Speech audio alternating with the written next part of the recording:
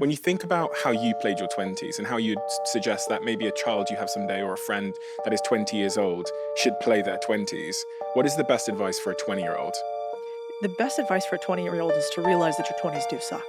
That you are probably drinking too much, you're hanging out with people that aren't the best versions of themselves. Neither are you.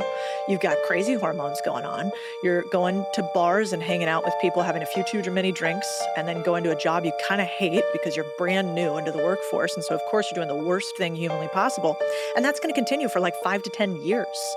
Like, you are going to do a $65,000 a year job for 2 or 3 years that sucks. And you're going to have no time for anything except what your boss asks of you. And I wish people had told me that, because if you see the light at the end of the tunnel, you're like, oh, okay, like I can do this for 2 or 3 years. I can learn, I can grow, and I can suck it up for 2 to 3 years. And then after that, I get a little bit better and a little bit better and a little bit better.